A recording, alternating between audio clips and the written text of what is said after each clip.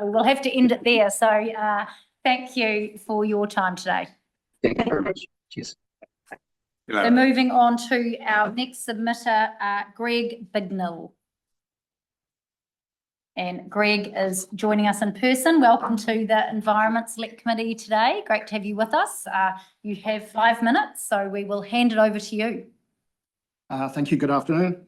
My submission focuses on the infrastructure and energy theme of the RMA Amendment Bill, and specifically on geothermal issues. The New Zealand geothermal industry is a world leader in innovation and technical expertise. And at 3:30 p.m. last Friday, was delivering 23.4% of our total electricity generation, underlining its importance to New Zealand's energy security. Most of our geothermal achievements, if measured in megawatts increase, have occurred over the last 30 years under RMA 1991. Yes, the RMA needs to be updated, but it has not been an insurmountable obstacle.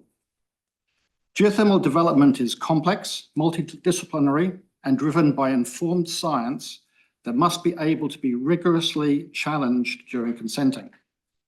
Every geothermal system is unique and needs to be assessed on its own merits.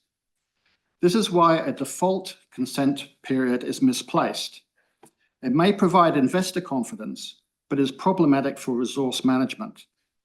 Geothermal systems are dynamic and respond in different ways to development over short or long timeframes, via unintended surface feature decline, well interference, ingress of non-thermal waters, subsidence, and other effects.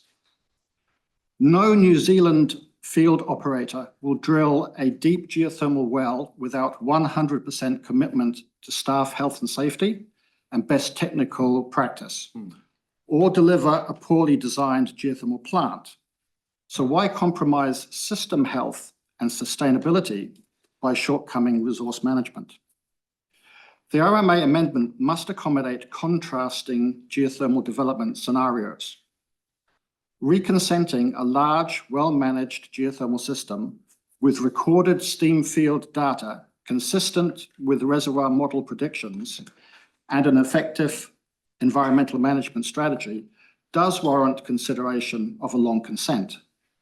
In contrast, a new initiative at a modest resource, not fully tested by deep drilling or geophysical techniques, with a less informed capacity assessment or unresolved connection to nearby significant thermal features, should have greater scrutiny.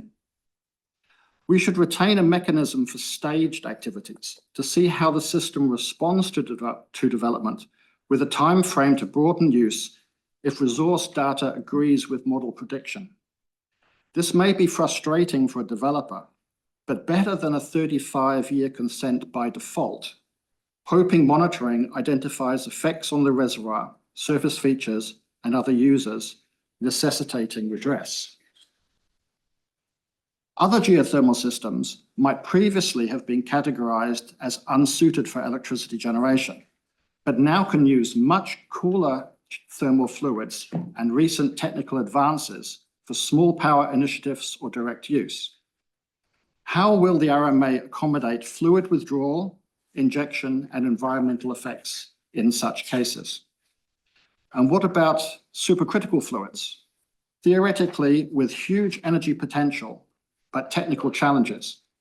How will such resources be regulated if they connect beneath multiple systems?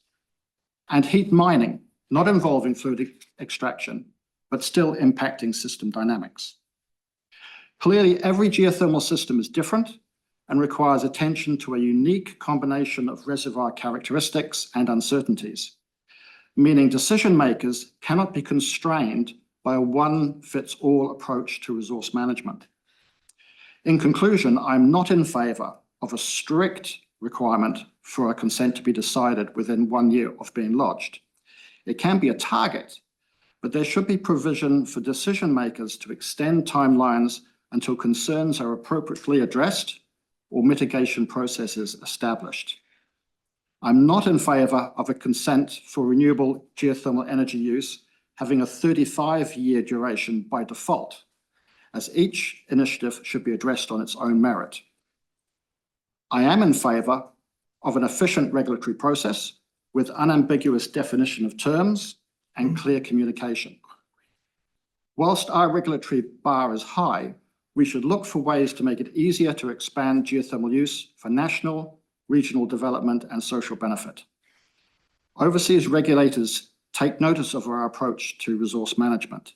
Getting it right is better than taking shortcuts that risk flawed decisions and poor environmental outcomes. Thank you for your attention. Thank you very much. Now, you have met exactly time. You've just gone just over 5 minutes, so we'll have to leave it there. But we really appreciate your time today and your 5-minute submission. So thank you very much, Greg. Thank Well you. done. Thank you. Thank you for your expertise. Now we are going to take a short 5-minute break and then we will resume at 40. We're slightly behind time. Those questions.